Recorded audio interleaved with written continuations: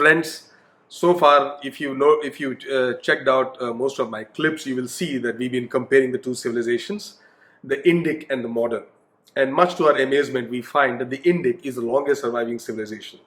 And not only that, it seems to excel in terms of mathematics and science, in terms of law, and in terms of economic principles, and so many other factors. And we find that this civilization has given many gifts to the world. And apart from that, then we said, let's check the footprint. And man, we find it all the way from Japan to Ireland, from Russia to Africa. We find that our civilization has left a very, very indelible footprint across the world. And now we are at this juncture, and we then question that there must be something else. Let's also check a few more factors. For example, we live our weekdays week after week, and we never question, why is it in that order? Why should a Sunday come after a Saturday? Why should a Monday follow a Sunday? And then, most importantly, why should all cultures follow the same? You know that this world is not necessarily one that is very, very united. We are a world where we are very, very jingoistic about our own cultures, about our own identities. So how come that all of us seem to have this thing very uniform, and blindly everybody accepts?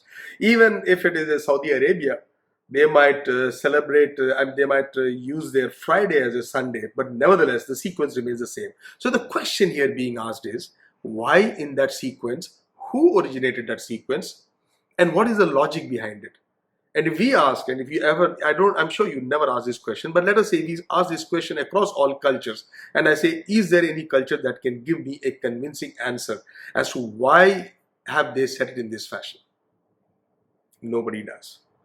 And yet, when we try to find out where would it have originated, people would say maybe it was the Babylonians, maybe it was the Chaldeans, or oh no, it must be the Greeks. Why? Because there's hours, and the word hours comes from hora in Greek. So obviously maybe these hours were calibrated by Greeks, and hence the weekdays have been formed in that fashion. And by the way, hora is part of the word ahoratra, which means the day and night in Sanskrit. And you know that Sanskrit is much more ancient from Greek, and Greek has actually borrowed a lot from Sanskrit. So hora also actually comes within that.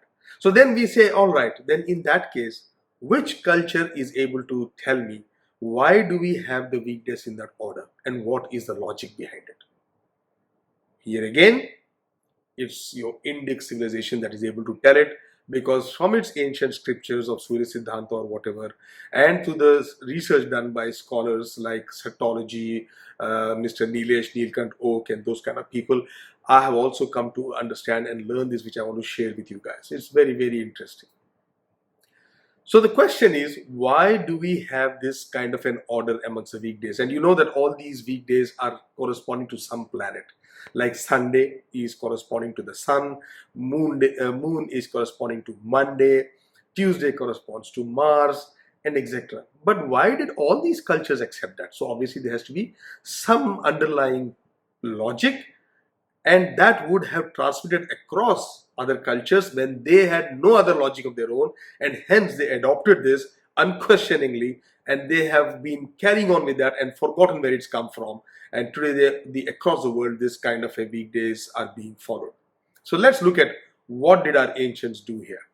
Well, to start with, our ancients looked at the visible objects in the sky, the planetary objects, that is the solar system objects. Of course, the stars also are visible, but then those that are within the solar system, which are the visible objects? Obviously, they are the sun, the moon, and then the planets Jupiter, Saturn, Mars, Venus, Mercury.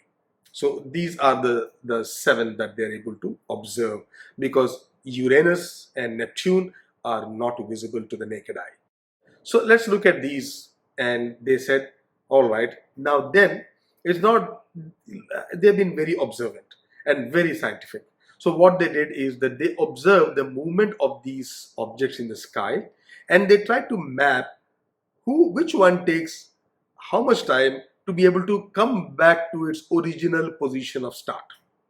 So they found that Saturn took the longest to come back to its position, almost 30 years, 29 plus some years is what it takes for one complete orbit of it to come back to where it started from in our visible night sky. Fine. So they said, let's put them in an order. They first placed Saturn. Then they found that Jupiter, which had some 12 plus years to come back to its original position, they said that's the next slowest. So they gave it the second position in the chart. Then they looked down and then they came to know that it was Mars, which takes a little less than 2 years, some 687 some days, to be able to come back to its original position. And they said, okay, Mars is the third one in the list. Then they looked at the sun and they found that the sun takes 365 days. Don't think the sun takes 24 hours. Now this is where you're not smart. So look, I remember what I said, to come back to its original position in the sky. So the sun, if you know, from one equinox, the main equinox, whether it's the summer solstice or the vernal equinox or whichever, to the same equinox again, it takes 365 days, because the sun rises at a different point every day. So that means it is at a different place. But for it to come back to where it originally started from, it takes 365 days. So the sun is about 365 days. And then it is Venus, which takes 227 days or something like that, so less than an year. And then it is Mercury, which takes some 88 days for its orbit, so it's 88. And then the Moon, which takes 29 days to come back to where it started from. That's the lowest. So they placed all of these in an order, one beneath the other. So now you see, you had Saturn, then Jupiter, then the Mars, then the Sun, and then Venus, Mercury, and the Moon. And this way you had the 7 planets, all placed in that order. Then they created a table. In that table they said, let us assign 1 hour to each of these planets. And they started from Saturn, Jupiter, and so on. They started assigning them 7 hours. Then the 8th hour, they again gave it to Saturn. And they went on, filled up that column. So that another 7 hours, 14 hours. And they went on. So 24 hours. Then the 25th hour is also given. They call it the first hour again. They said 24 hours because 24 hours is in a day. So they do first hour again and it goes on. I hope you got it. What I'm trying to say is that they decided that each hour, let's assign to one of these planets. So they gave 1 hour to every planet during the day. So 7 hours, 1 trip over. Again it starts from the beginning, 7 hours, 14 hours. Again it starts from the beginning, 21 hours. Again it starts from the beginning, 28 hours. It goes on and on. They formulate a complete table like that. Then they say, our day lasts for 24 hours. So they check up. The 25th hour is going to be the first hour of the next day. So the first day, when they started, they found Saturn is the starting point, being the one that takes the longest, going all around. So they gave the first day to Saturn. That is corresponding to Saturday. Then when you complete, check the table and you complete 24 hours and you come to the 25th hour, which is the first day of the next day. They said that being the first hour of the next day, whichever planet or object is corresponding to it will give it that day. Lo and behold, when you checked in the table, it corresponds to the sun. So they said next day is Sunday. Again the 24 hour and the 25th hour of the following day, which happens to be the first hour of the next day. That first hour, again they checked up to whom does it belong to? Hey, that first hour, it belonged to the moon. So they said, give it the day. So it became Moon Day, that's Monday. And then go on to the Tuesday, and then go on and like that. This way, you are able to get the entire sequence of the weekdays. Isn't it marvelous? Nobody else knows this. No school teaches you this. No one tells you. But like blind zombies, we just live on our days. We don't even question the very basics in our life. That when we have set up like this, why? We talk of big democracy principles. We talk of liberty. We talk of whatnot, protest marches, everything. But the days of the week that dictate our everyday, we never question what is the reason behind it. The only reason we all ever know is that people believe that God made the earth in the world in 6 days, and on the 7th day he rested, so Sunday is the rest day. That's all we know, very simplistic.